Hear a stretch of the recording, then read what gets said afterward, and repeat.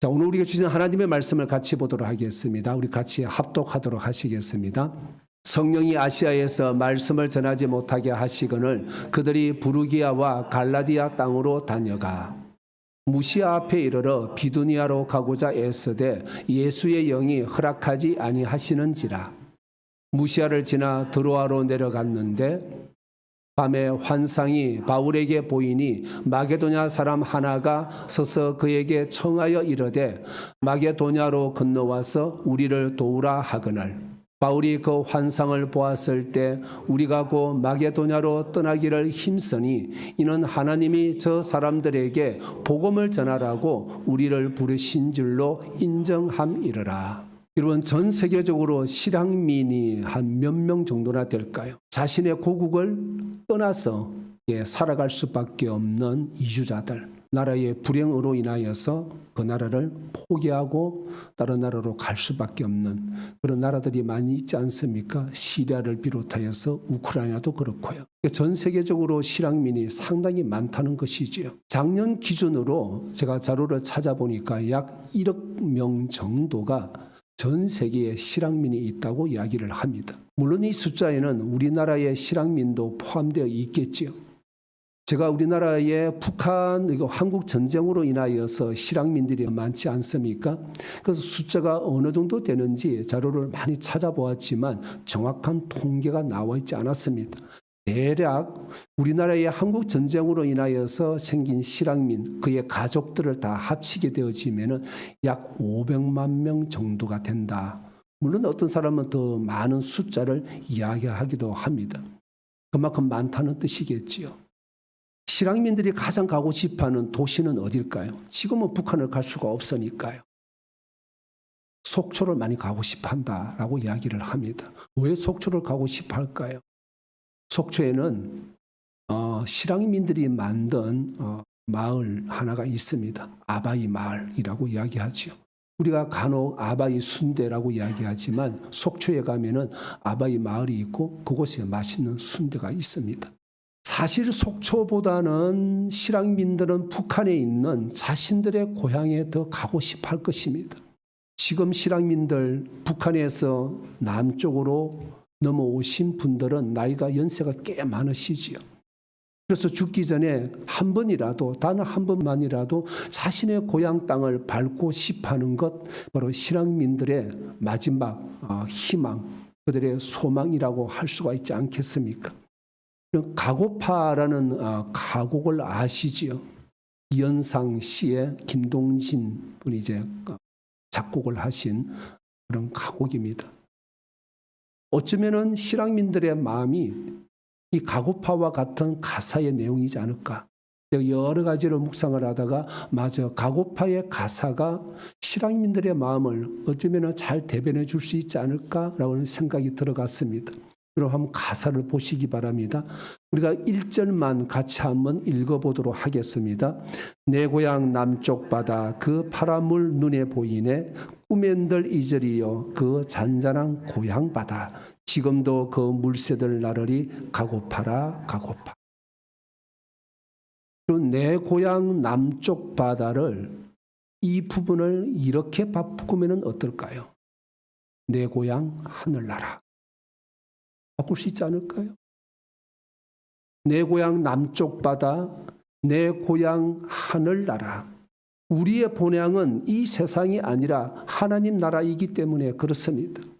우리가 진정으로 우리가 누려야 될 우리의 진정한 본향은 우리가 태어났던 바로 어떤 그런 시골 고향이 아니라 우리의 영적인 진정한 고향은 하늘나라이죠.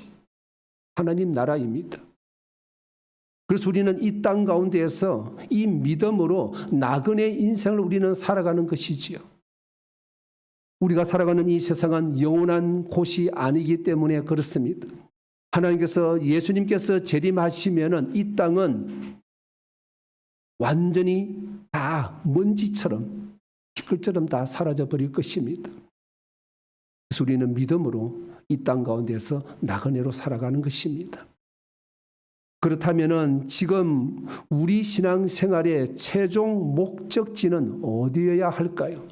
세상일까요?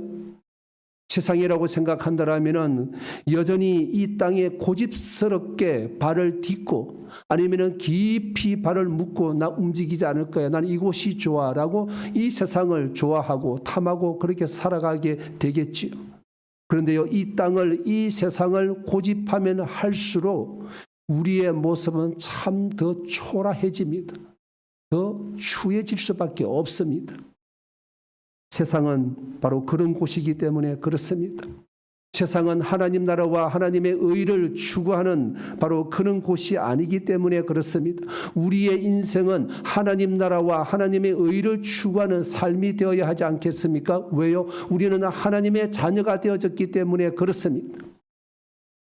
하나님 나라를 추구하는 사람은 이 세상에서도 이 세상과 맞서서 세상 것들 가치관들과 능히 싸워서 이길 수가 있습니다.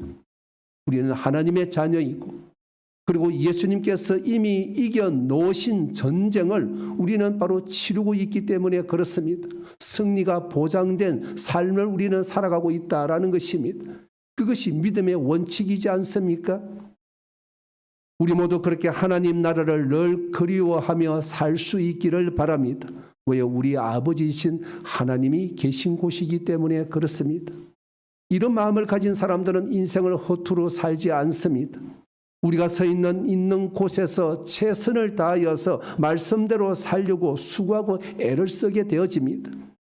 때를 얻든지 못 얻든지 우리는 생명의 복음을 전하게 되어집니다. 왜요? 예수 그리스도만이 인류의 유일한 삶의 길이고 구원의 길이기 때문에 그렇습니다. 다른 길은 없습니다. 그래서 우리는 전도하는 것입니다. 이 땅에 수많은 구원의 길이 있다라면 굳이 전도할 필요가 없지 않겠습니까? 우리가 전도하는 이유는 지구촌을 구할 수 있는, 한 생명을 구원할 수 있는 유일한 생명의 길, 유일한 구원의 길이 예수 그리스도 한 분밖에 없기 때문에 우리는 이 복음을 전하는 것입니다. 그래야 우리 주님께서 속히 오실 것이기 때문입니다. 그렇습니다. 사람은 누구든지 자신들이 바라는 장소이든지 시간이 있습니다. 그래서 힘들 때마다 그곳에 가고 싶고 그곳에 가면은 뭔가 새 힘을 얻게 되어지고 다시 한 번 더 우리 가운데에 새로운 도전과 희망을 갖게 되어지는 그런 장소나 시간이 있다라는 것입니다. 특별히 우리 신앙생활 가운데에서는 누구든지 그런 장소와 시간이 있지 않습니까? 눈물, 콧물 다 흘리면서 기도했던 그런 장소 있지 않습니까?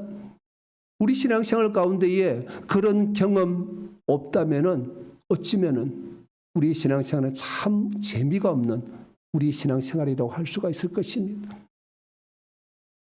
긴 시간 몇십 년을 신앙생활한다고 할지라도 내가 주님 앞에서 내 인생의 문제를 붙들고 눈물 콧물 다 흘리면서 그렇게 주님 앞에 울부짖었던 그런 장소가 없다라면은, 그런 경험이 없다라면은 참 재미가 없는 신앙생활이라고 할 수가 있을 것입니다. 예수님을 인격적으로 깊이 만난 감격의 시간들이 있지 않습니까? 그런데요, 개인뿐만 아니라 한 국가나 민족에게도 그런 장소가 있습니다. 그런 시간과 때가 있다라는 것이지요. 바울 당시에도 그런 마음을 가졌던 한 민족이, 한 국가가 있었습니다. 그 나라는 바로 로마입니다. 로마인들에게는 마음의 고향이자 민족의 뿌리가 되는 그런 장소가 있었습니다. 그곳은 어딜까요? 드로아입니다. 바울이 환상을 본 바로 그 도시 드로아가 로마인들에게는 마음의 고향이자 그들의 민족의 뿌리가 되는 도시가 바로 드로아였다라는 것입니다. 그렇다면 드로아는 도대체 어떤 곳이었기에 로마인들에게는 잊을 수가 없는 그들의 민족의 뿌리였고 마음의 고향이었던 것일까요? 여러분, 트로이 목마에 대해서 한 번씩은 다 알고 그리고 들어본 적이 있을 것입니다. 그러면 하나 잠시 보겠습니다. 트로이의 목마는 그리스 연합군과 그리고 트로이 군 간의 전쟁에서 종지부를 찍었던 사건이 바로 트로이의 목마입니다. 그리스 연합군은 전쟁에서 물러가는 척하면서 거대한 목마를 남겨두고 갔습니다. 그래서 트로이 군들은 성에서 나와서 그리스 연합군이 남겨두고 갔었던 이 목마를 보고 야, 우리가 전쟁에서 승리했구나 라고 기뻐하면서 그날 큰 잔치를 베풀었습니다. 술에 취했습니다. 그런데 그날 저녁에 목마에서 그리스 연합군 군인들이 나와서 잠에 취해 있고 술에 취해 있는 우리 군사들을 다 멸망을 시켜버렸습니다. 그런데요, 그때에 살아남아서 지금의 이탈리아로 도망을 갔던 장군이 있었습니다. 그의 이름은 아이네이아스입니다. 이때의 상황을 그림으로 그린 작품이 하나 있습니다. 한번 같이 보실까요?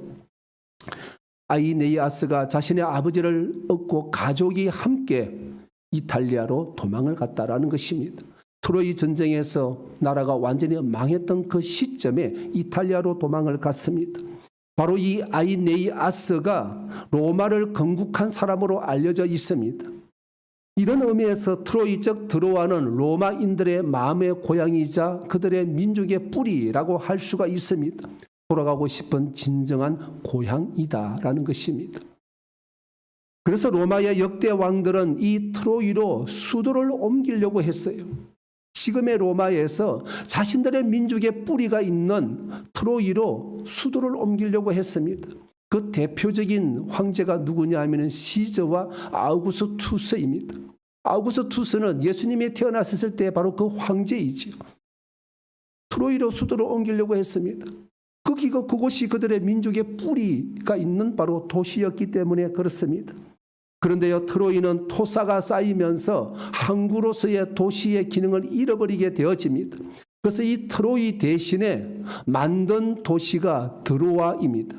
트로이에서 남쪽으로 약 16km 내려가면 드로아가 있습니다. 다시 말해서 트로이가 드로아라고 해도 이제는 충분히 가능한 이야기지요. 옛날의 트로이는 기능을 잊어버렸기 때문에 그렇습니다. 그렇게 건설한 도시가 바울이 환상을 보았던 바로 그 드로아입니다. 무슨 의미일까요? 드로아는 로마 제국에서 그냥 그렇고 그런 도시 하나가 아니라는 것이지요. 그들의 민족의 뿌리고 그들의 모든 것이 바로 드로아에서 출발을 했기 때문에 드로아라는 도시는 그냥 가볍게 보아서는 안 됩니다. 이런 중요한 로마 제국에서 의미가 있는 이 드로아 도시에서 바울이 환상을 보았습니다. 오늘 9절의 말씀을 같이 읽을까요? 밤에 환상이 바울에게 보이니 마게도냐 사람 하나가 서서 그에게 청하여 이르되 마게도냐로 건너와서 우리를 도우라 하거늘. 바울이 배를 타고 건너간 곳은 이탈리아는 아닙니다. 이탈리아에 로마가 있으니까요. 한번 지도를 보시겠습니다. 지도에서 볼 수 있듯이 바울이 드로아에서 에게해를 건너서 간 곳은 그리스 지역, 즉 마게도냐 지역이었습니다. 사실 로마 제국의 정신적인 철학적인 그들의 모든 문화의 배경은 그리스 헬라 문화이지요. 그리스에서 넘어온 것입니다. 로마 제국은 문화의 뿌리가 얕습니다. 하지만 그리스는 헬라는 다르지요. 그래서 로마의 모든 것을 그들의 정치와 경제, 사회, 문화의 뿌리가 됐던 것은 그리스 바로 헬라 문화였습니다. 그러기에 로마 제국을 복음화시키기 위해서는 먼저 무엇을 정복을 해야 할까요? 헬라 문화를 극복을 해야 됩니다. 그래야만이 로마까지 이 복음이 들어갈 수가 있지 않겠습니까? 다시 말해서 헬라 문화를 극복하게 되어지면은 자연스럽게 이탈리아에 있는 제국의 수도인 로마로 갈 수가 있는 것이지요. 그러면은 로마 제국 또한 복음화시킬 수가 있습니다. 이렇게 생각한다라면은 드로아에서 바울에게 궁극적으로 하나님께서 보여주신 것은 마게도냐를 넘어서 어디라고요? 로마 제국이라고 할 수가 있습니다. 그래서 늘 바울은 로마로 가기를 원했습니다. 하나님께서 보여주신 것은 마게도냐를 넘어서 로마까지 가라라는 하나님의 뜻이었기 때문에 그렇습니다.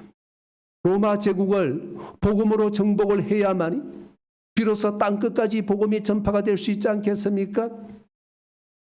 모든 길은 로마로 통한다라는 말이 있지 않습니까? 로마에서 전 세계로 뻗어나는 길을 다 만들어 놓았습니다. 그래서 사도 바울은 그 길을 따라서 길이 닦여져 있는 안전한 길을 따라서 유럽 전역에 복음을 전할 수가 있었습니다. 그것이 하나님의 뜻이었다라는 것입니다. 다시 말해서 사도행전의 땅끝은 바로 로마였다라고 할 수가 있습니다. 이런 의미에서 드로아는 상당히 의미가 크다고 할 수가 있습니다. 바로 그 드로아에서 하나님께서는 바울에게 환상을 보여주셨습니다. 사랑하는 여러분, 이런 말을 들으면 여러분 전율이 느껴지지 않습니까? 드로아가 로마 제국이었고 로마 제국이 드로아였다라는 것입니다.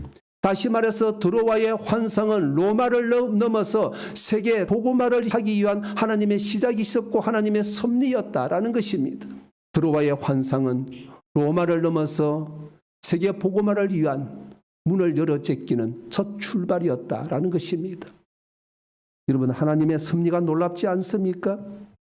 오늘 본문을 보시면 하나님께서는 바울의 소망을 들어주지 않으셨다라는 사실을 알 수가 있습니다. 왜냐하면 바울은 아시아로 가기를 원했었거든요. 대신에 일방적으로 그냥 드로아로 갈 수밖에 없도록 하나님께서 몰아가셨다는 것을 알 수가 있습니다. 그런데 이유도 말씀해 주지 않으십니다. 평상시 같으면은 하나님께서 바울과 얼마나 긴밀히 그렇게 소통을 하시고 교제를 하셨습니까? 충분히 하나님께서 바울에게 내가 너를 이곳으로 보내는 이유는 유럽으로 보내기 위해서야 라고 이유를 말씀해 줄 수 있으신데 이유를 말씀해 주지 않으십니다. 하나님 침묵하십니다. 그냥 계속해서 길을 막으시고 계속해서 드로아로 가도록 그렇게 하나님께서 몰아가시고 있다라는 것입니다. 그렇습니다. 우리는 때로 하나님께서 왜 이렇게 하시는지 이유를 몰라서 답답할 때가 있습니다. 왜 하나님께서 지금 저에게 이런 상황은 이런 조건을 이렇게 길을 막으시고 나에게 진로를 막으시는 이유가 무엇입니까? 라고는 답답할 때가 있습니다. 저 또한 중국에서 사역하다가 추방당하면서 비슷한 생각을 했습니다. 하지만 시간이 지나면 하나님께서 왜 그때 그렇게 하셨는지 비로소 우리는 하나님의 뜻을 이해를 하게 되어집니다. 하나님의 섭리를 그때서야 우리는 이해하게 된다라는 것입니다. 시간이 지나면은 맞아. 하나님께서 이 이유 때문에 나를 그렇게 고난에 모시기도 하시고 아니면은 고난과 고통 가운데도 빠지게 하셨구나. 우리는 그 이유를 알게 된다라는 것입니다. 그러기에 행여 지금 견디기 힘든 어려운 상황 속에 있다라면은 여러분 인내하며 기도하시기를 바랍니다. 그러면 하나님께서는 하나님의 때에 반드시 하나님의 뜻을 우리에게 보여주십니다. 그리고 이기게 하십니다. 바울은 드로아에서 에게를 넘어서 유럽으로 갔습니다. 역사가인 토인빌은 이 모습을 보고 이렇게 이야기를 했습니다.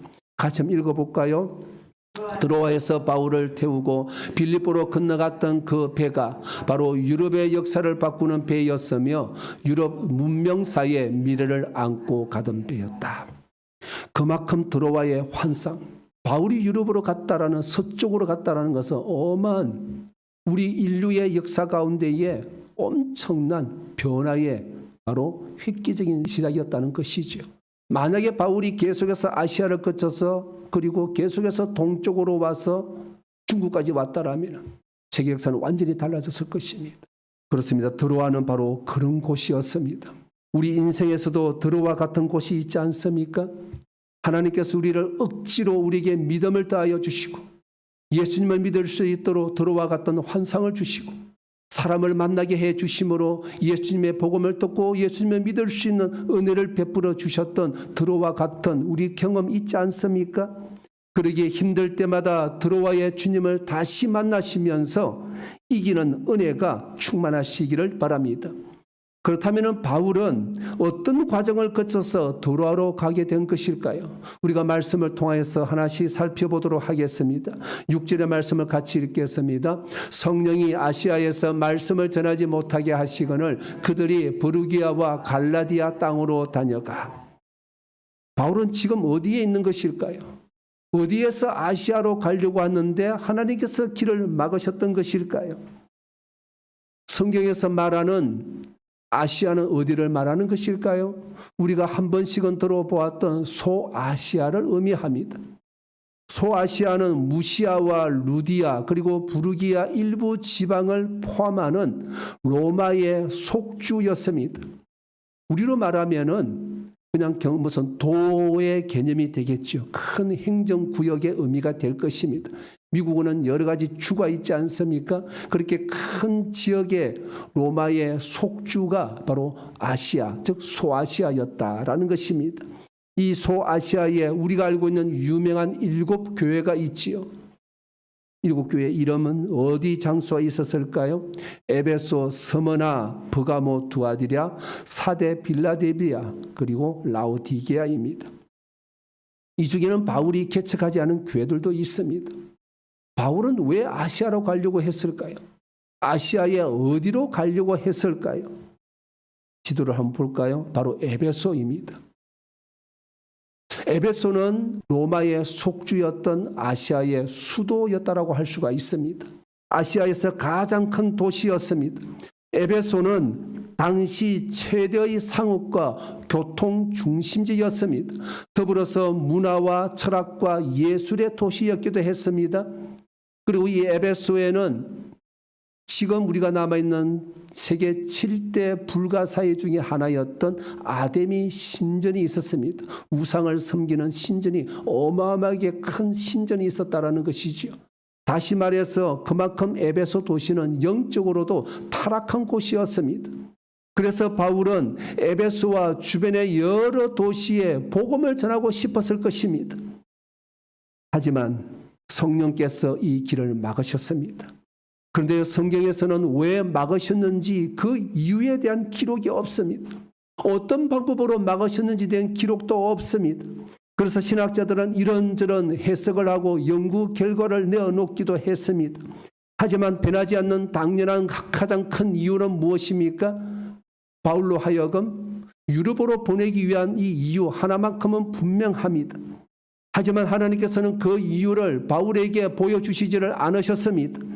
그렇다면 아시아는 중요하지 않다는 뜻일까요? 왜냐하면 계속해서 바울로 하여금 드로아로 가도록 몰아가셨기 때문에 그렇습니다. 아시아에서는 바울이 복음을 전하지 못하도록 하나님께서 성령께서 길을 막으셨기 때문에 그렇습니다. 아시아는 중요하지 않다는 뜻일까요? 당연히 아닙니다. 그런데요, 아시아 지역에서 이미 선교하고 있었던 다른 분들이 있었던 것 같습니다. 대표적으로 베드로입니다. 아니 어떻게 이렇게 생각할 수가 있을까요? 베드로가 기록한 성경을 보면 우리가 충분히 예측할 수가 있습니다. 베드로전서 1장 1절을 읽어보겠습니다. 예수 그리스도의 사도 베드로는 본도, 갈라디아, 갑바도기아, 아시아와 비두니아에 흩어진 나그네. 그것이 1절의 내용입니다. 여러분 이 1절에 보게 되어지면은 바울이 가려고 했던 지역들이 있습니다. 아시아도 그렇고 비두니아도 그렇고 갈라디아도 그렇고 바울이 가지 못하였던 곳 베드로가 갔다는 것입니다. 베드로는 바울과는 다르게 움직였습니다. 베드로는 예루살렘에만 가만히 있지를 않았습니다. 예수님의 수제자답게 여러 곳으로 다니면서 성도들을 말씀으로 일으켜 세우기도 하고 도전을 주기도 하고 새로운 비전을 주기도 했습니다. 다니면서 선교를 했습니다. 그래서 안디옥 교회도 갈 수가 있었던 것이지요. 바울이 가려고 했지만 못 갔던 비두니아와 본도라는 곳까지도 베드로는 갔습니다. 아시아는 다른 사도들이 있으니까 다른 사역자들이 섬길 수가 있으니까 바울은 다른 곳으로 보내시겠다는 것입니다. 그러면 바울은 아시아로 선교를 하지 않았었을까요? 했습니다. 지금 바울은 2차 선교 여행을 하고 있습니다. 바울은 3차 선교 여행 때는 아시아에서 선교했습니다. 에베소에서는 무려 2년 동안이나 말씀 사역을 했습니다. 무슨 뜻입니까? 지금 2차 선교 여행 때는 바울은 아시아에서 선교할 때가 아니라는 것입니다. 어디로 가야 된다는 것입니까? 유럽으로 보내시겠다는 것입니다. 그래서 성령께서 막으셨던 것입니다. 그렇다면 무슨 방법으로 막으셨던 것일까요? 성경에는 구체적인 기록이 없습니다. 아마 어쩌면 유대인들의 심각한 방해가 있었을 수도 있습니다. 아니면 자연재해 같은 여러 가지 방법으로 바울이 가는 길목을 막았을 수도 있습니다. 중요한 것은 이것입니다. 어떤 방법으로 길을 막으셨던지 이렇게 길이 막힌 것을 보고 바울이 성령께서 막으시는구나 라는 사실을 알았다는 사실이 중요합니다. 우리가 어떤 방법으로 길을 막으시는지 몰라도 됩니다. 중요한 것은 바울이 이렇게 길이 막힌 것은 성령께서 막으신다는 사실을 알았다는 사실입니다. 왜요? 영적으로 깨어 있었기 때문에 그렇습니다. 우리도 인생을 살다 보면은 여러 가지 신앙생활 가운데서 이런저런 어려움을 막을 수가 있습니다. 여러 가지로 참 곤란한 일을 당할 수도 있습니다. 육체적인 질병으로 인해서 고통 가운데 빠질 수도 있습니다. 하지만 하나님께서 왜 나에게 이런 고난과 고통을 주시는지 우리가 영적으로 깨어있지 아니하면은 하나님의 뜻을 분별할 수가 없습니다. 하지만 바울은 알았습니다. 아, 성령께서 막으시는구나. 그래서 길을 돌이켰습니다. 그래서 바울은 어디로 가려고 했을까요? 6절, 7절 같이 보겠습니다.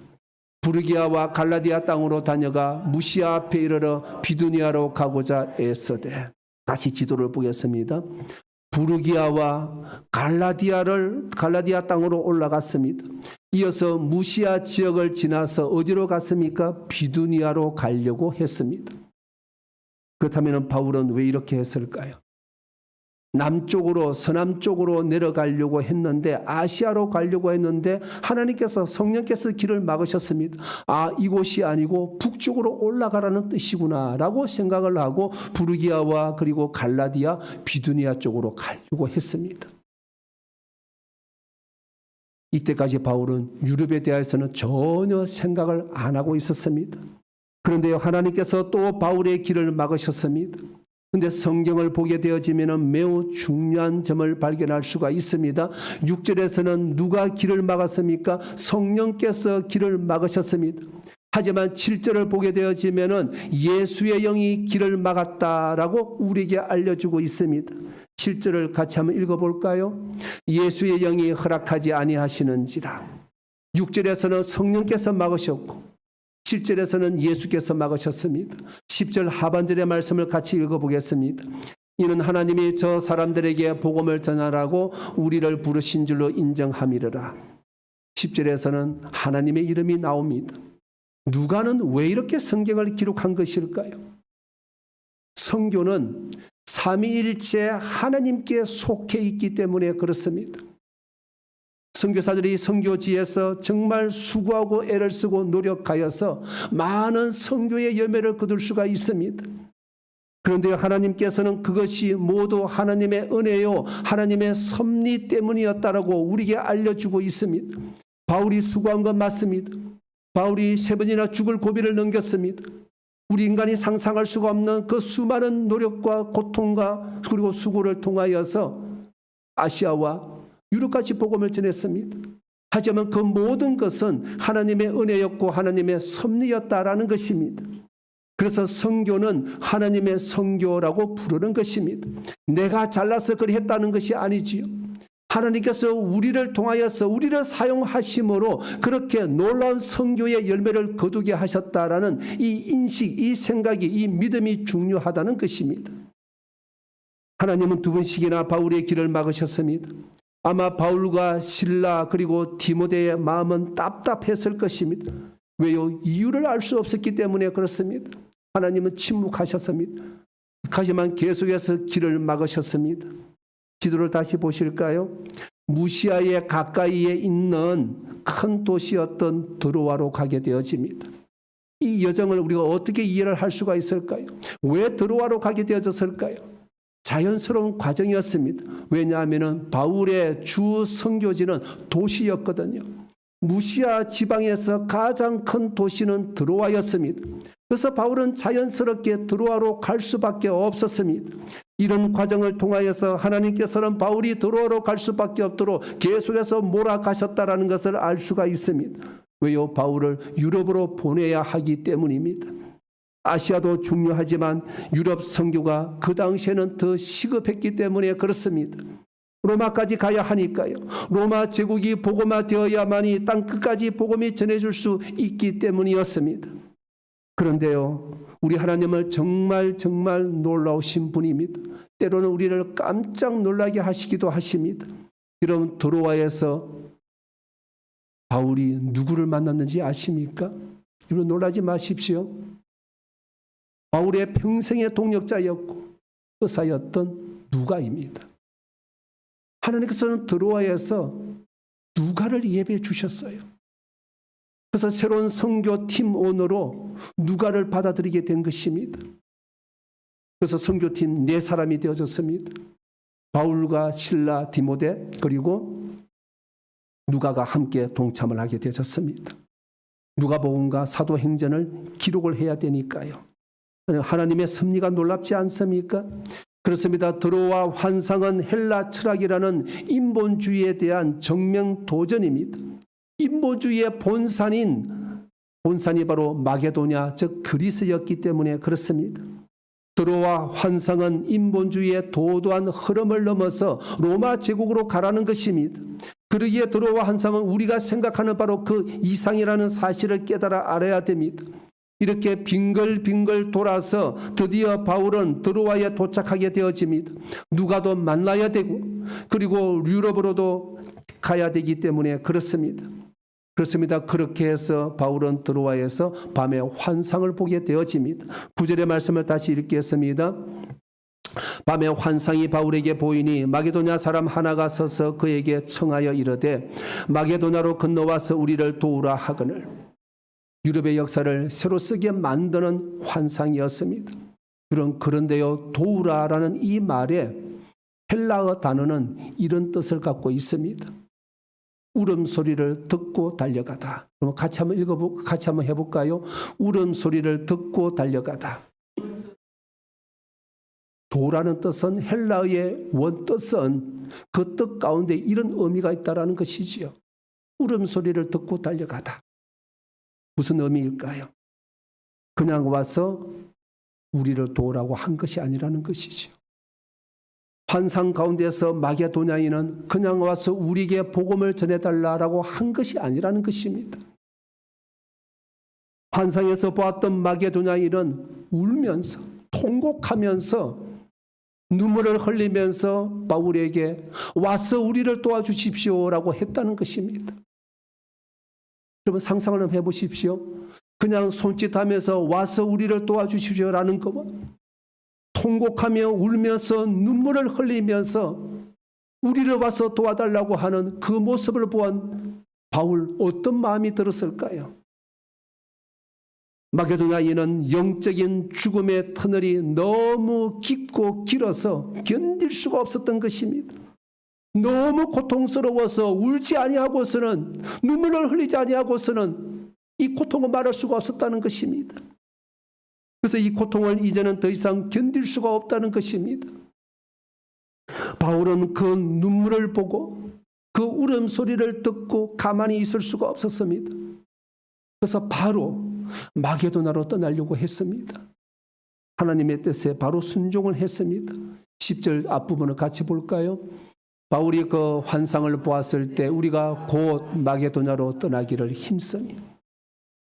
마게도냐인의 울음소리를 눈물을 보았던 바울은 아침이 되자 바로 곧 즉시로 마게도냐로 건너가려고 했습니다. 왜 그럴까요? 이 사람의 눈물은 하나님께서 유럽에 있는 수많은 사람들을 향하여서 흘리는 바로 그 눈물이었기 때문에 그렇습니다. 그래서 바울은 이렇게 신앙 고백을 합니다. 말씀을 같이 읽겠습니다. 이는 하나님이 저 사람들에게 복음을 전하라고 우리를 부르신 줄로 인정함이러라. 뭐라고 신앙 고백하고 있습니까? 이 환상을 보여주신 것은 유럽 사람들에게 복음을 전하라는 하나님의 명령이구나. 이것이 바로 바울의 신앙 고백이었습니다. 그렇습니다. 불신자들은 외관상으로 보면은 잘 먹고 잘 사는 것처럼 보일 수가 있습니다. 그럼 정말 그럴까요? 외관적으로는 잘 먹고 잘 사는 것처럼 보이지만 그들의 영혼은 죽음의 고통 속에서 신음하고 있습니다. 단지 그들 자신이 못 느낄 뿐이지요. 영이 죽어 있으니까요. 그렇다면 이들의 고통은 누가 알 수가 있을까요? 이들이 영이 죽었고 고통 가운데서 신음하고 있다는 사실을 정작 본인들은 모르지만 누군가는 그 고통, 그 눈물을, 그 울음소리를 듣고 알아주어야 하지 않겠습니까? 누가 그들의 영의 고통을 알아줄 수가 있을까요? 십자가와 부활의 영으로, 부활의 은혜로 영이 살아있는 우리만이 알 수가 있습니다. 왜? 우리는 영이 살아있으니까요. 영이 죽은 사람들은 영이 죽었다는 사실을 알 수가 없습니다. 하지만 영이 예수 그리스도의 십자가와 부활의 은혜로 살아난 사람들은 아, 저 사람은 영이 죽어 있구나, 우리는 알 수가 있습니다. 우리는 그 영적 고통이 얼마나 심한지, 얼마나 고통 가운데 있는 것인지 우리는 알고 있습니다. 우리의 죄악으로 인하여서 예수님께서 십자가에 죽으시고 우리의 바로 이 구원을 위하여서 우리의 죄악 때문에 주님께서 얼마나 많은 눈물을 흘리셨는지, 얼마나 많은 고통을 당하셨는지 우리는 알고 있습니다. 이런 고백과 이런 신앙의 경험이 없다라면 우리의 신앙은 어쩌면 바람이 불면 휙 하고 넘어지는, 변심될 수 있는 그런 가짜 신앙일 수도 있습니다. 우리 영은 살아 있습니다. 그래서 죽어있는 영이, 저 사람은 영은 죽어있거나 우리는 알 수가 있는 것입니다. 많은 사람들이 자신들의 뭔가를 찾기 위해서 이런저런 종교를 찾아다니고 있겠지만 거기에는 길이 없습니다. 그냥 산 영이 없습니다. 왜요? 예수 그리스도가 안 계시기 때문에 그렇습니다. 예수 그리스도의 영이 없기 때문에 그렇습니다. 영적인 문제는 영이 살아있는 사람만이 알 수가 있습니다. 그래서 우리는 그들을 위하여서 기도하는 것입니다. 그래서 우리는 그들을 위하여서 우리는 전도해야 하는 것입니다. 왜요? 그들은 죽어 있으니까요. 바울은 마게도냐인의 그 죽음의 고통에 함께 아파했습니다. 그 사람과 함께 울었습니다. 함께 아파하시는 하나님의 마음을 알았거든요. 우리가 전도하는 이유 거기에 있습니다. 지금도 죄악의 어두운 골짜기에서 죽어 있는 사람들, 그들을 바라보시는 하나님의 눈물, 하나님의 울음소리를 공감하기 때문에, 알기 때문에 우리는 전도하고 기도하는 것이지 않습니까? 하나님의 마음을 알았기 때문에 바울은 동분서주하면서 마게도냐로 가기 위하여서 애를 쓰고 수고했습니다. 그것이 하나님의 뜻이기 때문에 그렇습니다. 여러분, 4월 9일은 부활절이자 총동원 전도주일이지 않습니까? 우리 주위에도 우리가 꼭 알아주어야 하는 그런 사람들이 있습니다. 때로는 나약한 믿음으로 인하여서 신음하는 자들도 있습니다. 예배를 제대로 드리지 못하는 사람들도 있습니다. 여러분, 주일 성수하지 못하는 사람들도 있습니다. 기도하지 못하는 사람들도 있습니다. 이제 그들에게 가라고 하십니다. 그들에게 전하라고 하십니다. 그들을 데려오라고 하십니다. 하나님의 명령이기 때문에 그렇습니다. 10절 하반절 다시 한번 읽겠습니다. 이는 하나님이 저 사람들에게 복음을 전하라고 우리를 부르신 줄로 인정함이로라. 여러분, 그렇습니다. 21세기 지금도 우리 각자에게 주신 그 드로아의 환상으로 뜨거워진 가슴 부둥켜 안고 생명의 복음을 전하고 또 살아내어서 하나님 나라와 의를 이루는 복된 살아난 성도들 다 될 수 있기를 예수 그리스도의 이름으로 축원합니다. 기도하시겠습니다.